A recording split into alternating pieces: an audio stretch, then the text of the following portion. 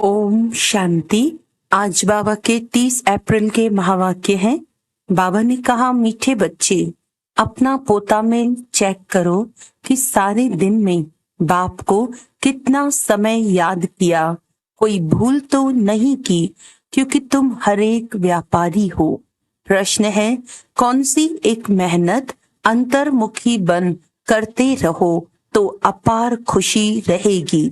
उत्तर है, जन्म जन्मांतर जो कुछ किया है, जो सामने आता रहता है, उन सब से बुद्धि योग निकाल सतो प्रधान बनने के लिए बाप को याद करने की मेहनत करते रहो। चारों तरफ से बुद्धि हटाए, अंतर्मुखी बन बाप को याद करो। सर्विस का सबूत दो तो अपार खुशी रहेगी।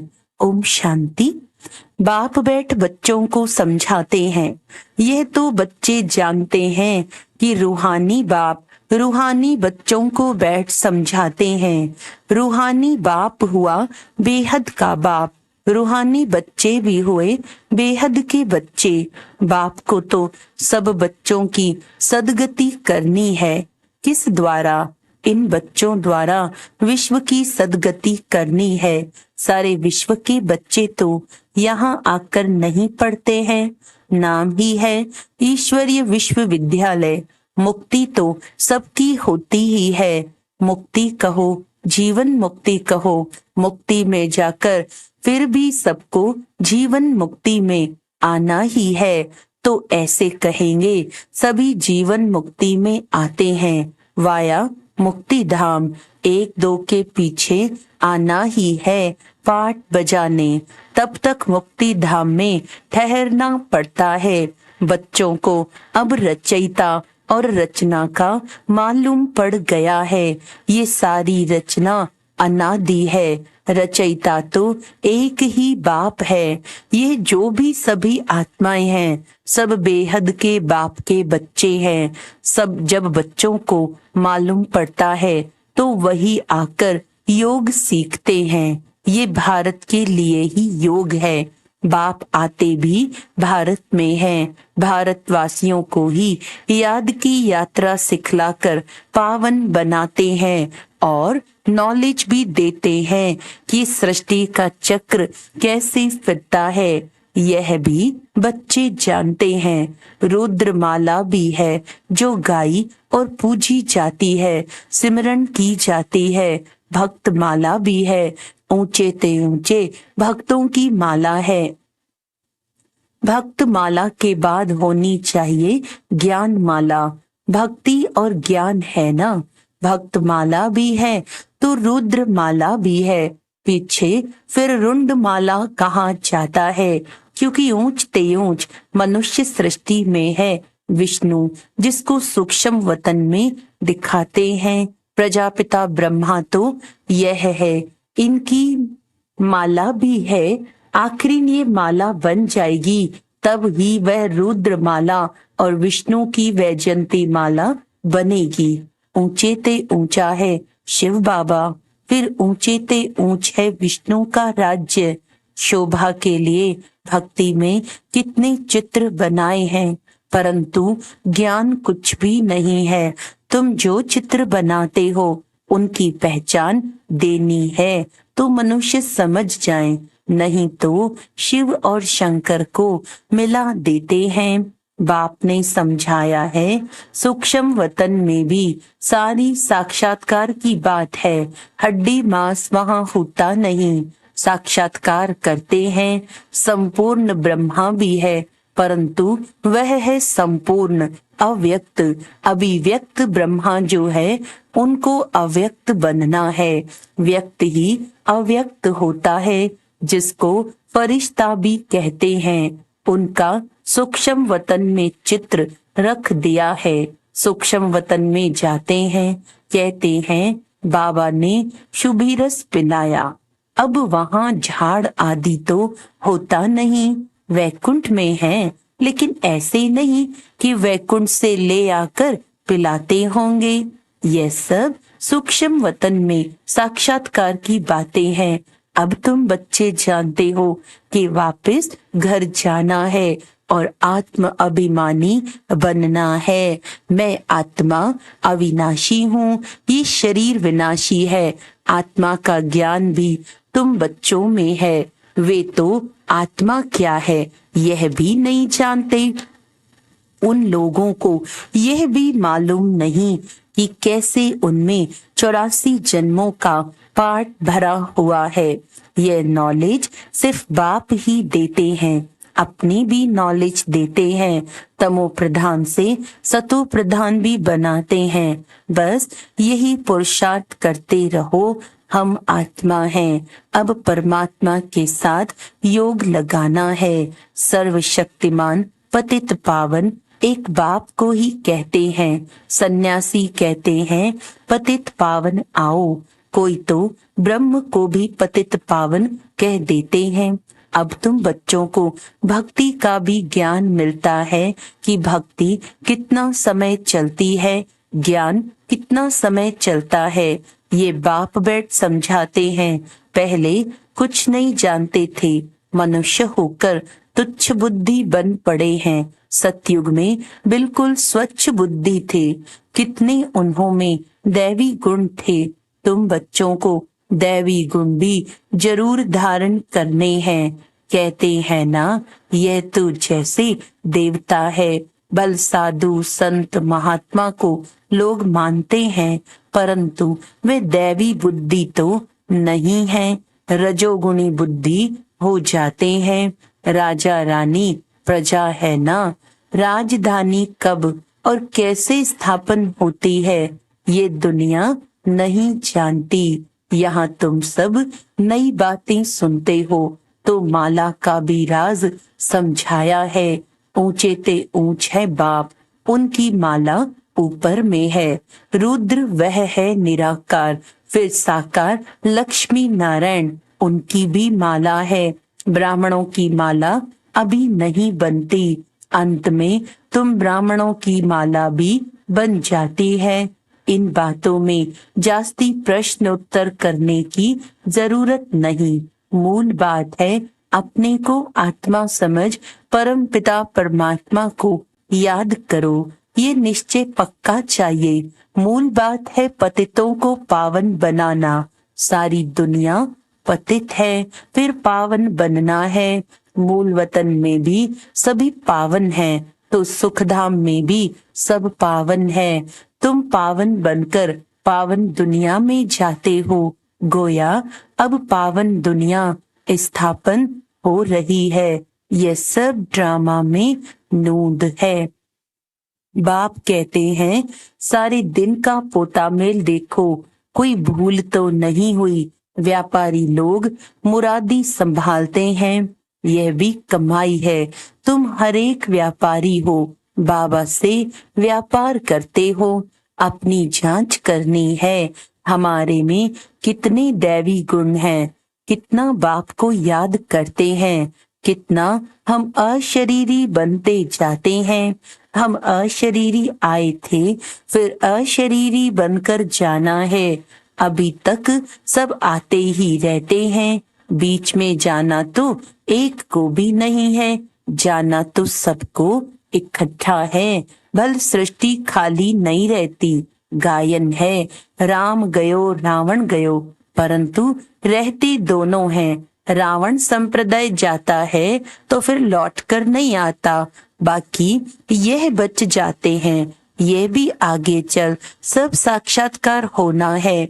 ये जानना है कि नई दुनिया की कैसी स्थापना हो रही है, पिछाड़ी में क्या होगा। फिर सिर्फ हमारा ही धर्म रह जाएगा। सतयुग में तुम राज्य करेंगे, कलयुग खत्म हो जाएगा, फिर सतयुग को आना है। अभी रावण संप्रदाय और राम संप्रदाय दोनों हैं, संगम युग पर ही ये सब होता है। अभी तुम ये सब कुछ जानते हो। बाप कहते हैं बाकी जो कुछ राज हैं वह आगे चलकर धीरे धीरे समझाते रहेंगे। जो रिकॉर्ड में नोंद है वह खुलते जाएंगे, तुम समझते जाएंगे। इन एडवांस कुछ भी नहीं बताएंगे। यह भी ड्रामा का प्लान है। रिकॉर्ड खुलता जाता है, बाबा बोलता जाता है, तुम्हारी बुद्धि में ये सब बातों की समझ बढ़ती जाती है। जैसे जैसे रिकॉर्ड बजता जाएगा वैसे वैसे बाबा की मुरली चलती जाएगी।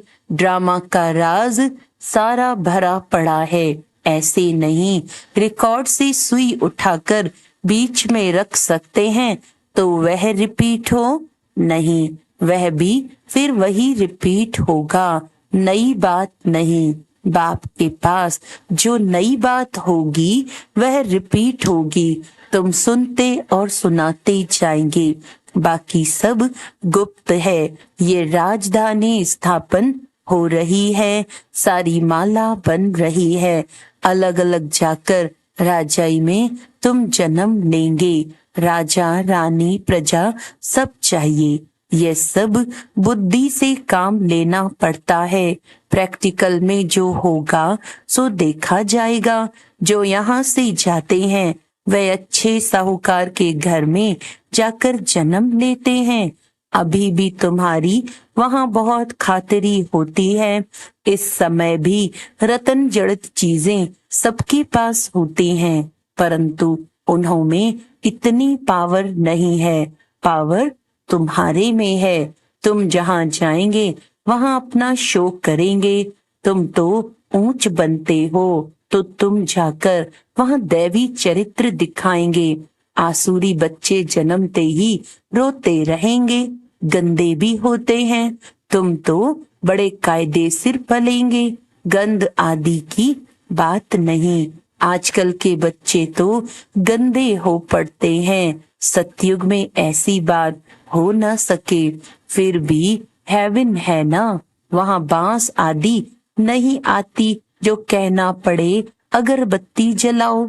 बगीचों में बहुत खुशबूदार फूल होंगे। यहाँ के फूलों में इतनी खुशबू नहीं। वहां तो हर एक चीज में 100% खुशबू रहती है। यहाँ तो 1% भी नहीं है। वहां तो फूल भी फर्स्ट क्लास होंगे। यहाँ भल कोई कितना भी साहूकार हो तो भी इतना नहीं। वहां तो किस्म किस्म की चीजें होंगी। बर्तन आदि सब सोने के होंगे। जैसे यहाँ के पत्थर वहां फिर सोना ही सोना। रेती में भी सोना होता है। विचार करो कितना सोना होगा जिससे मकान आदि बनेंगे। वहां ऐसी मौसम होगी, न सर्दी न गर्मी। वहां गर्मी का दुख नहीं जो पंखे चलाने पड़े। उसका नाम ही है स्वर्ग। वहां अपार सुख होता है। तुम्हारे जैसा पद्मा पदम भाग्यशाली कोई बनते ही नहीं। लक्ष्मी नारायण की कितनी महिमा गाते हैं। उनको जो ऐसा बनाते हैं उनकी कितनी महिमा चाहिए। लक्ष्मी नारायण की पहले होती है अव्यभिचारी भक्ति, फिर देवताओं की भक्ति शुरू होती है। वह भी भूत पूजा कहेंगे। शरीर तो है, शरीर तो वह है नहीं। 5 तत्वों की पूजा होती है। शिव बाबा के लिए तो ऐसे नहीं कहेंगे। पूजा करने के लिए कोई चीज का वे सोने आदि का बनाते हैं। आत्मा को थोड़े ही सोना कहेंगे। आत्मा किस चीज की बनी हुई है? शिव का चित्र किस चीज का बनाया हुआ है वह झट बताएंगे, परंतु आत्मा परमात्मा किस चीज का बना हुआ है ये कोई बता न सके। सतयुग में 5 तत्व भी शुद्ध होते हैं, यहाँ है अशुद्ध। तो पुरुषार्थी बच्चे ऐसी ऐसी ख्यालात करते रहेंगे। बाप कहते हैं इन सब बातों को छोड़ भी दो। जो होना है वह होगा। पहले बाप को तो याद करो। चारों तरफ से बुद्धि हटाकर मामेकम याद करो तो विकर्म विनाश होंगे। जो कुछ सुनते हो उन सब को छोड़ एक बात पक्की करो कि हमको सतो प्रधान बनना है। फिर सतयुग में जो कल्प कल्प हुआ होगा वही होगा, उसमें फर्क नहीं पड़ सकता। मूल बात है बाप को याद करो, ये है मेहनत वह पूरी करो। तूफान तो बहुत आते हैं, जन्म जन्मांतर जो कुछ किया है वह सब सामने आता है। तो सब तरफ से बुद्धि को हटाकर मेरे को याद करने का पुरुषार्थ करो अंतर्मुखी होकर। तुम बच्चों को स्मृति तो आई, सो भी नंबरवार पुरुषार्थ अनुसार सर्विस से भी मालूम पड़ जाता है। सर्विस करने वालों को सर्विस की खुशी रहती है। जो अच्छी सर्विस करते हैं उनकी सर्विस का सबूत भी मिलता है। पंडे बनकर आते हैं, कौन महारथी घोड़े सवार प्यादे हैं वह झट पता पड़ जाता है। अच्छा, मीठे मीठे सिकीलदे बच्चों प्रति मात पिता बाप दादा का याद प्यार और गुड मॉर्निंग। रूहानी बाप की रूहानी बच्चों को नमस्ते। हम रूहानी बच्चों की रूहानी बाप दादा को याद प्यार गुड मॉर्निंग नमस्ते नमस्ते नमस्ते जी। धारणा के लिए मुख्य सार है, दूसरी सब बातों को छोड़ बुद्धि को चारों तरफ से हटाकर सतो प्रधान बनने के लिए अशरीरी बनने का अभ्यास करना है। दैवी गुण धारण करने हैं। बुद्धि में अच्छे अच्छे ख्यालात लाने हैं। हमारे राज्य यानी स्वर्ग में क्या क्या होगा उस पर विचार कर अपने को उस जैसे लायक चरित्रवान बनाना है। यहाँ से बुद्धि निकाल देनी है। वरदान है, सेवा द्वारा मेवा प्राप्त करने वाले सर्व हद की चाहना से परे सदा संपन्न और समान भव। सेवा का अर्थ है मेवा देने वाली।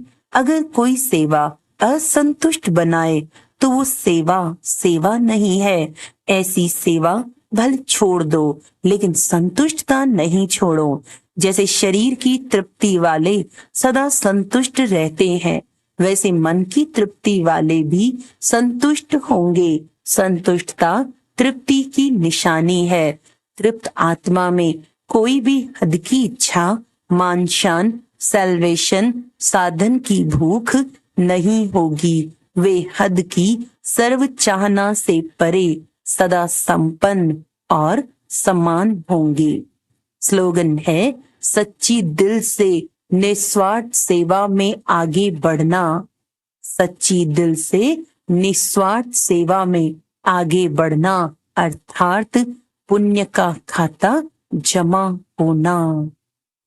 अच्छा, आज का अव्यक्त इशारा है, जैसे देवियों के यादगार में दिखाते हैं कि ज्वाला से असुरों का संहार किया। असुर कोई व्यक्ति नहीं लेकिन आसुरी शक्तियों को खत्म किया। ये अभी आपकी ज्वाला स्वरूप स्थिति का यादगार है। अब ऐसी योग की ज्वाला प्रज्वलित करो जिसमें सभी आसुरी कलयुगी संस्कार जलकर भस्म हो जाएं। तब संस्कार मिलन की रास होगी और नया संसार आएगा। अच्छा, ओम शांति।